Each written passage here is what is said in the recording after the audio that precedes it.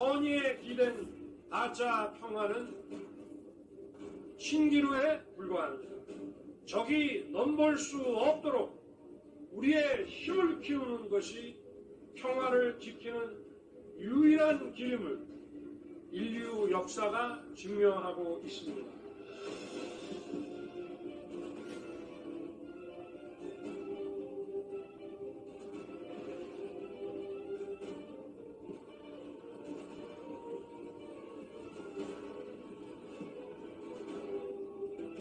우리 국군의 위용과 최강의 전투력을 발휘할 것입니다.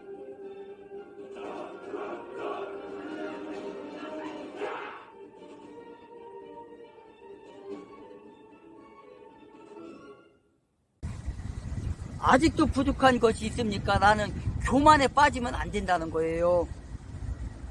21절에 예수님께서 이르시되 그에게 이르시되 네가 완전하게 하려거든 가서 네가 가진 모든 것을 팔으래요. 네가 가진 것을 팔아 가난한 자들에게 주라. 그러면 하늘에서 네게 보화가 있으리라. 그러면서 뭐라고 그래요? 그리고 와서 나를 따르라. 나의 제자가 되라. 그렇게 말하는 거예요.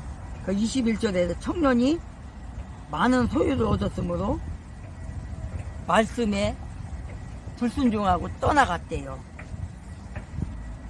이 청년은 여전히 예수의 말씀에 대한 진리를 파악을 하지 못하고 있다는 것을 말하는 거예요. 오해만 가지고 있다는 거예요.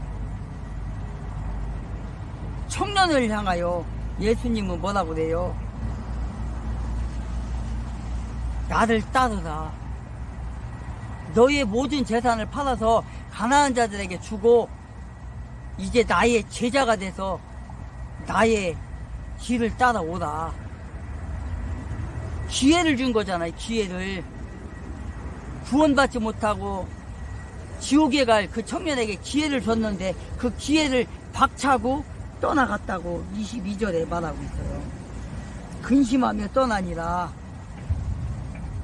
많은 재물이 이렇게 구원의 발등을 찍어요. 많은 재물이. 이 청년에게는 많은 재물로 인하여서 이 부자 청년에게는 생명을 잃었어요.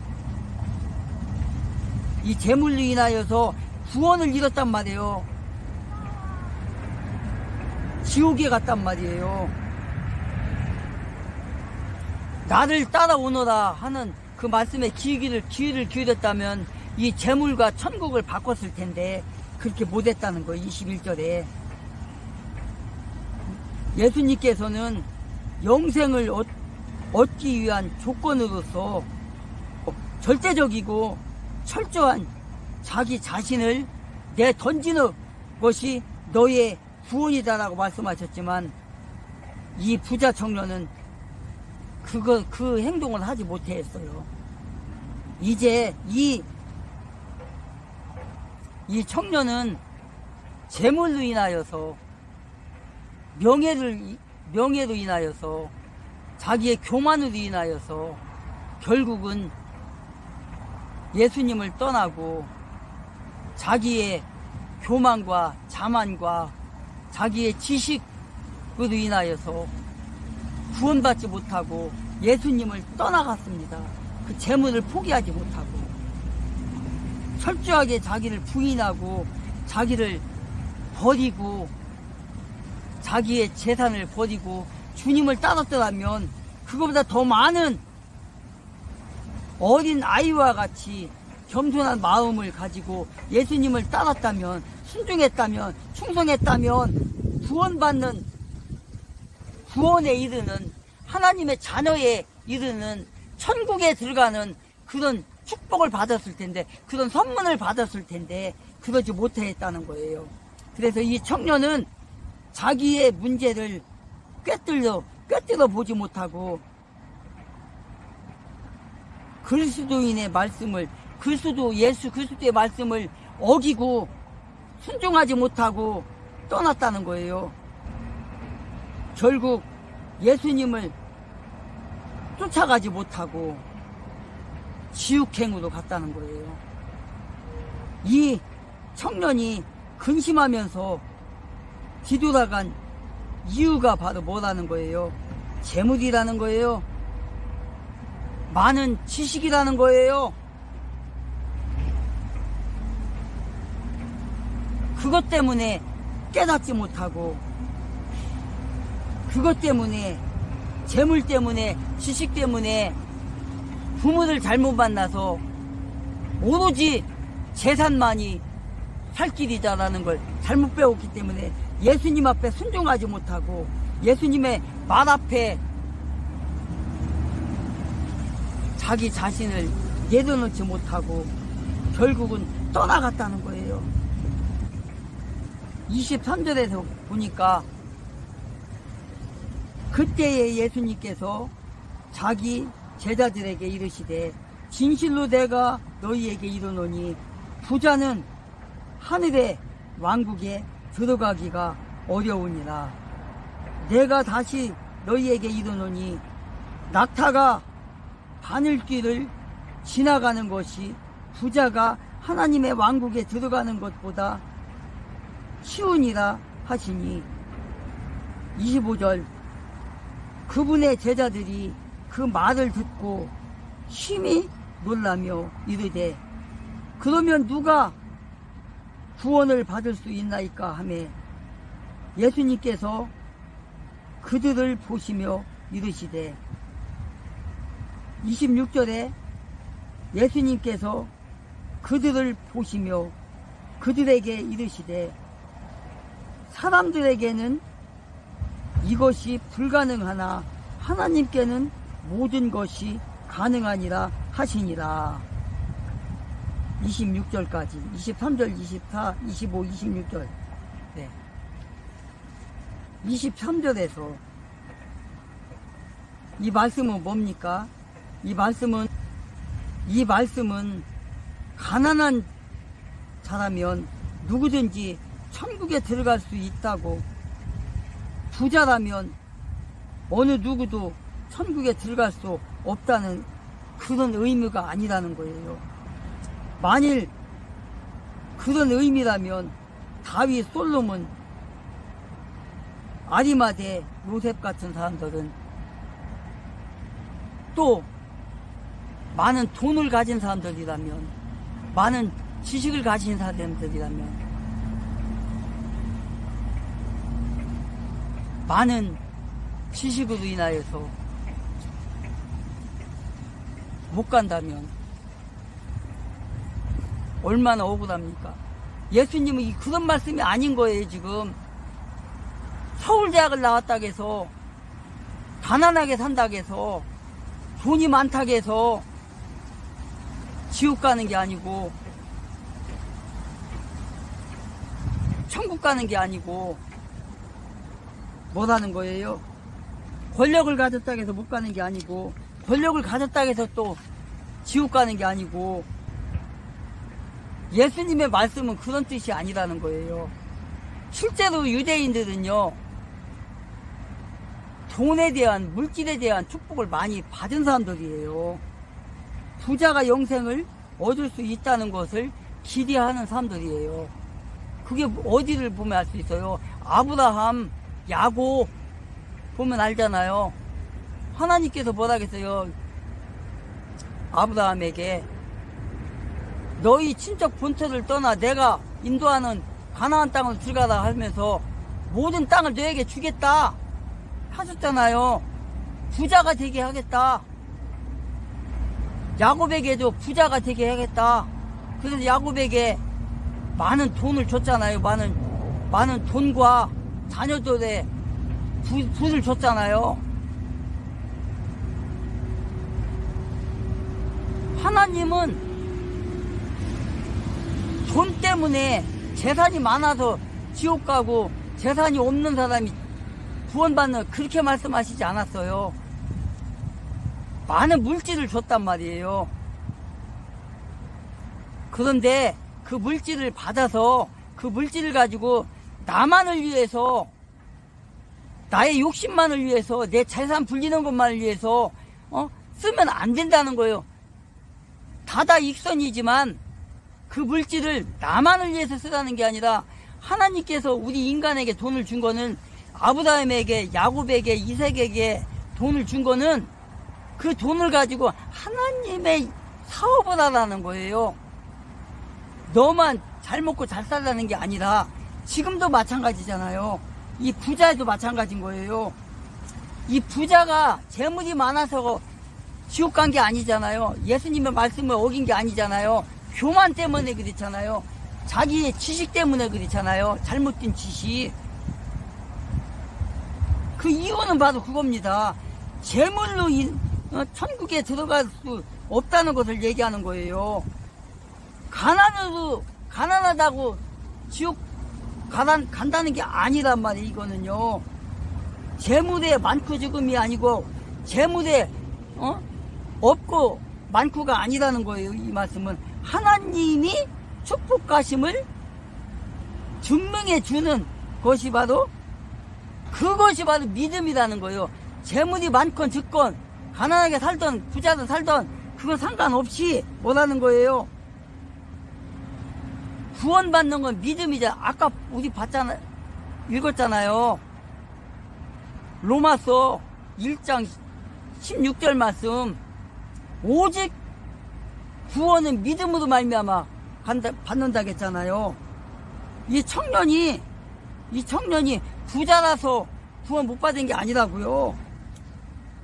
그 청년의 잘못된 사상, 잘못된 이념, 잘못된 생각, 그걸 고쳐주려고 했던 거예요. 근데 그가 교만해서 그걸 교훈을 못 들었죠. 예수님의 그 교훈을 받아들이지 못한 거예요. 교만해서. 교만인 거예요, 그게. 22절에 그 청년이 많은 소유를 가졌으므로 그 말씀을 듣고 근심하며 떠나가니라. 이것이 바로 교만이라는 거예요. 교만. 재산이 많아서가 아니에요. 이게 여기서 낙타가 바늘기로 지나가는 것보다 어렵다고 했잖아요. 이스라엘이라는 나라의 당시에 뭐가 있었냐면, 이제 그 시간에 따라서 이제 그 성문이 닫히고 열리고 하는데, 그 오후가 되면, 저녁이 되면 모든 문을 다 닫아요. 그런데 상인들이 장사를 하러 갔다가 오다 보면 늦어질 수가 있잖아요. 그러면은 그 성문을 닫는 시간이 6시라면 6시가 넘어서 도착하면은 이미 문이 닫혀 있잖아요. 그래서 성문을 닫고, 큰 문을 닫고 쪽문을 하나 열어놔요. 쪽문을. 근데 그 쪽문으로는 약대가 들랑거릴 수가 없는 거예요. 그 얘기인 거예요. 지금 이게 바늘기라는 게. 그 정도로 좁은 문으로 가야 되는데, 그러려면 어떻게 해야 돼요? 낙타에 실었던 물건을 다 내려야 되잖아요. 내리고 들고 들어가서 다시 얹어서 가야 되는 거예요. 그래서 낙타에 비유를 한 거예요. 지금 이게 그런 비유인 거예요. 지금 이게 당시에는 그런 거예요. 그래서 낙타가 바늘기로 들어가는 것이 더 나았다. 낙타가 바늘기로 들어가는 것과 같다라는 게 바로 그걸 말하는 거예요. 24절에 낙타가 바늘길을 지나가는 것이 부자가 하나님의 왕국에 들어가는 것보다 나으니라. 그 쪽문을 지나가려 봐봐요. 짐을 싣고는 못 지나가요. 그러니까 짐을 다 내리고 가야 돼. 내리고도 깼다가는 못 들어가요. 그 정도로 좁은 문이에요. 그 문이. 그걸 비유로 해서 지금 얘기하는 거예요. 그래서 낙타가 바늘기로 지나가는 것보다 어렵다. 짐을 다 내리고 하면은 지나갈 수 있잖아요. 옆에 다른 동안 다 내리고 하면은. 근데 부자가 하나님의 왕국에 들어가는 거는 그거보다 더 어렵다는 거예요. 왜? 믿음이 없으면 못 가는 나라니까. 구원을 못 받으면 예수를 믿어야 되는데 예수 안 믿으면 못 들어가니까. 그래서 그런 예를 들은 거예요, 예수님께서. 그래서 낙타가 바늘귀로 들어가는 것과 저와 여러분이 하나님의 나라에 가는 것보다 쉽다. 왜? 아무리 우리가 복음을 전해도 귀가 열리지 않으면 복음을 듣지를 못해요.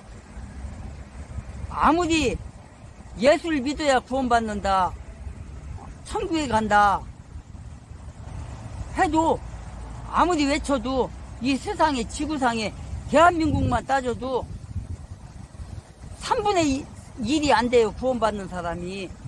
교회 다니는 사람들 중에서도 구원 못 받는 사람이 허다해요. 아마 절반이 넘을 거요, 종교생활하는 사람들이. 항상 제가 말을 하지만, 예화를 들지만, 아무리 교회를 나가도요, 좌파들은 구원 못 받아요. 종교생활이기 때문에. 아니, 국회를 추종하는 자들을, 공산주의를 추종하는 자들을 찍어주잖아요. 국회에서 동성애법을 통과를 시키는 사람들을 찍어주잖아요. 평생을. 그렇게 해놓고 교회 가서는 하나님, 국회에서 동성애법 통과되지 못하게 해주세요 하고 기도하고 있어. 근데 지손으로 그 사람을 뽑았어. 그렇게 말을 해도 못 알아들어. 그렇잖아요.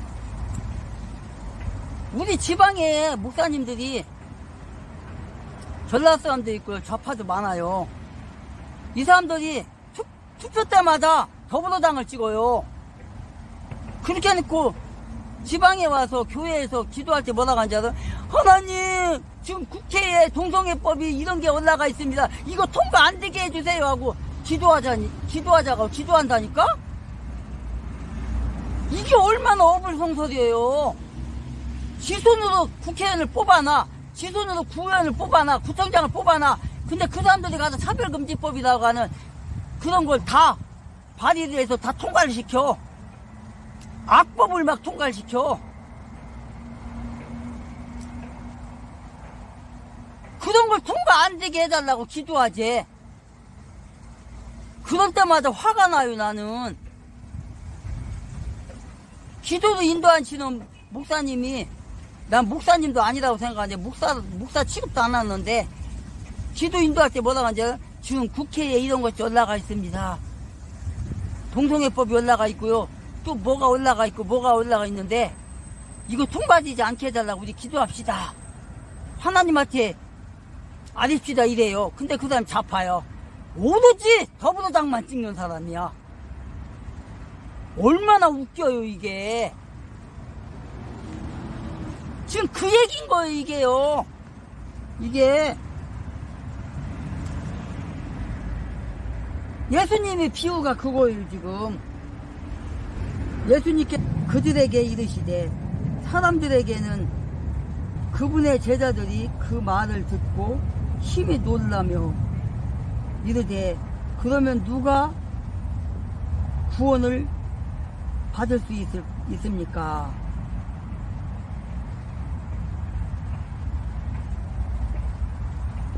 예수님이 말씀하셨죠. 하나님으로서는 할 수 있다. 하나님으로서는 할 수 있다. 예수님의 제자들은 지금 유대인의 통념을 지금 염려해서 이런 질문을 한 거예요, 지금. 때문에 매우 놀란 나머지, 응? 만일 그렇다면 예수님, 하나님의 나라 어떻게 들어가요? 누구도 못 들어가잖아요. 지금 이렇게 질문하는 거예요. 하나님의 축복으로 말미암아 부자가 된 사람들이 구원을 받을 수 없다면 도대체 어느 누가 구원을 받을 수 있는가, 이렇게 의심을 하는 거예요. 지금 제자들이 이런 질문에 지금 예수님이 뭐라고 하는 거예요. 지금 예수님께서 사람으로서는 할 수 없다고 지금 얘기하는 거예요. 그러나 누구만 할 수 있대요? 하나님으로서는 다 할 수 있다. 하나님께서 구원하시고자 하면 구원할 수 있다. 그게 핵심이라는 거예요. 근데 이게 조건이 있잖아요. 무슨 조건? 예수를 믿는 조건, 예수의 피를 마시는 조건, 예수의 살을 먹는 조건, 예수를 믿는 조건. 얼마나 쉬워요. 하나님으로서는 할 수 있다. 너희들이 모든 것 버리고 예수 그리스도만 믿어라. 그러면 된다. 하나님으로서는 할 수 있다. 하나님께서 하라는 말씀에 순종만 하면 된다. 지금 그 말이잖아요. 사람으로서는 할 수 없사오나, 할 수 없으나 하나님으로서는 할 수 있다. 너무나 쉬운 일이다. 그것이 뭐냐? 하나님의 일을 하는 것이다. 그 하나님의 일이 뭐냐? 예수를 믿는 일이다. 하나님을 예비하는 일이다. 예수를 복음하는 일이다. 얼마나 쉬워요. 하나님의 말씀은 구원의 근거에서 사람의 선행이나 믿음에 있지 않고 오직 뭐예요? 믿음에 있다는 거예요. 믿음에. 믿게 하는. 광복절 다음 날인 8월 16일 바로 어제였습니다. 자, 광화문 일대에는 이 역사상 1000만 명이 넘는 인파가 모여들었다고 주최 측은 밝혔습니다. 1320만 명. 자, 어마어마한 인파가 전국 각지에서 모여들었고, 전국 각지에서 모여들은 이 찬양만 하더라도 긴 장사진을 이루고 있어서 전세버스 끝이 어딘 줄 몰랐다고 합니다. 그만큼 많은 사람들이 전차로를 점거하고, 자, 이 윤석열 대통령의 석방과 이재명 구속을 촉구했습니다. 자, 지금까지 많은 사람들이 모여서 이렇게 정권 퇴진을 요구하는 집회는 과거에 50 말기 때 이후로 처음인 것 같다. 이렇게 이 전직 언론인들은 평가를 하고 있습니다. 자, 본격적으로 이재명 정권 퇴진, 이재명 하야 촉구가 이루어질 것입니다. 이렇게 많은 사람들이 한꺼번에 모여서 엄청난 규모를 이룬 것도 처음이고, 그래서 지금 30도가 넘는 31도, 2도가 되는 습도가 높은 이런 상황에서도 엄청난 규모의 인파가 모여들었다는 겁니다. 짧은 영상을 하나 보시기 바랍니다. 이 영상을 보면 얼마나 많은 사람이 모였고, 그리고 그들의 주장이 뭔지를 잘 알 수 있는 대목입니다. 광화문 집회가 이틀 전에 걸쳐 개최되었습니다. 윤석열 석방과 부정선거기명 정권퇴진 구호가 전면적으로 등장하였습니다. 80년대 민주화운동 이후 정권퇴진 구호가 대규모 집회의 핵심 이슈로 등장한 것은 40년 만에 처음이라고 한답니다. 조선일보 전직 기자분은 현재의 상황을 5분 말기를 보는 것 같다고 하였습니다. 윤석열 석방과 부정선거 진상규명, 이재명 정권퇴진 구호로 이재명 정권과 애국시민 사이에서는 물러설 수 없는 전선이 형성되었습니다. 광화문 시위가 하늘로 쏘아올린 윤석열 석방, 부정선거규명, 정권퇴진 구호가 대한민국의 역사를 바꾸게 될 것이라 생각해봅니다. 이번 광화문 시위가 자, 그래서 지금 윤석열 전 대통령의 석방이 제일 많은 구호가 나왔습니다. 윤석열 전 대통령. 그러니까 지금 국민들이 분노가 폭발해서 광화문 광장으로 나온 것도, 전직 대통령을 이렇게 대우할 수 있을까? 마구잡이로 잡범 취급하듯이, 아니 중범죄자, 흉악범죄 취급하듯이 전자팔찌를 부착하고, 그리고 수갑을 채워가지고 병원에 갈 때도 그렇게 들고 왔다.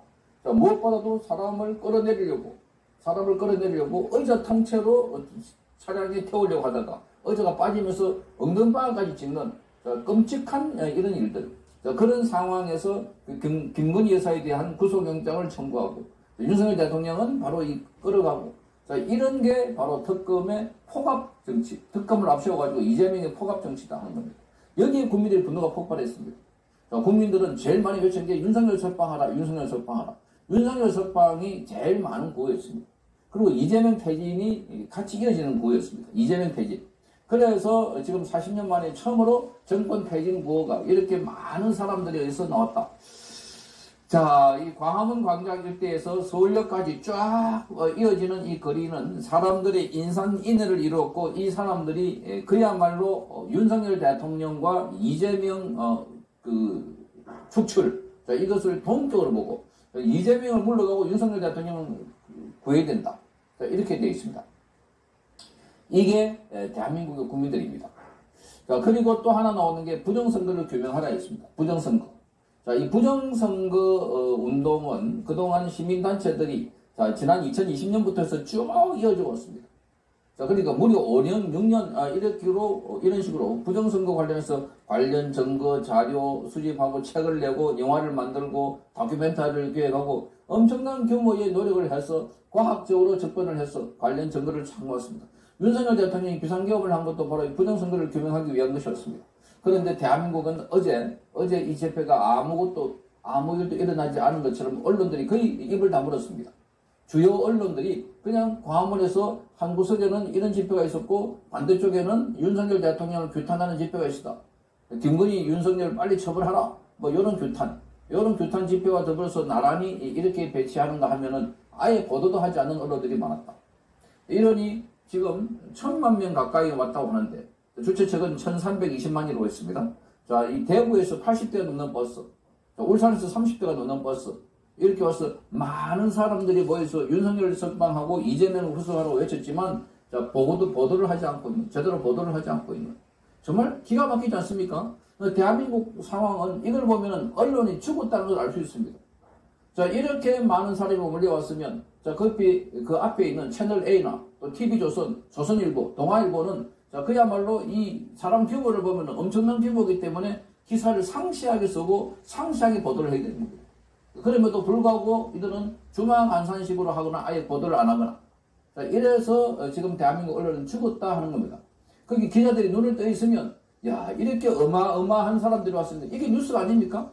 이렇게 어마어마한 사람들이 전부 각지에서 몰려들어가지고 윤석열 대통령 석방하러 외치고 있는데 이게 제대로 보도가 안 된다? 자, 몰라서 보도를 안 한 겁니까? 알고 이불로 보도를 안 하는 이런 세력들이야말로 대한민국의 지금 언론을 완전히 장악하는 세력들이 지금 정권을 쥐고 있기 때문에 언론이 이재명이라면 뭐 오늘 보니까 이재명이 영화를 보러 간다. 독립군이라는 영화를 보러 간다. 조진웅하고 갔다. 팝콘을 사들고 갔다. 일제히 이재명 보도를 띄우고 있습니다. 그 앞날 이재명이 광화문에서 자, 이 국민 임명식을 한다고 했을 때 그 자리가 덤성덤성 비어있는 그 자리에도 마치 큰 축제라도 되는 것처럼 이렇게 보도했던 게 이 언론들입니다. 정말 기가 막히는 겁니다. 대한민국 언론은 죽었다. 대한민국 양심은 죽었다. 대한민국 질서는 죽었다. 이렇게 보는 겁니다. 그러니 윤석열 대통령을 석방하라고 하는 이 운동이 바로 이재명 정권의 퇴진을 요구하는 요구와 같이 맞물려서 이어지면서 지금 대규모 정권 퇴진 운동이 벌어지고 있습니다. 이게 한국에서만 아니고 이 워싱턴까지 날아가서 미국 교민들도 함께 주장을 하고 있습니다. 전 세계적으로 지금 앞으로 이재명은 자, 그야말로 대한민국을 억압하고 압제하는 철권 통지처럼 되고 좌파 독재 정권이 될 것이다. 그렇게 해서 국민들은 분노가 폭발하고 있습니다. 자, 이재명 퇴진, 윤석열 석방, 자, 이것이 앞으로 대한민국의 핵심 아젠다가 돼서 전국 방방 곳곳에 울려 퍼질 것으로 보입니다.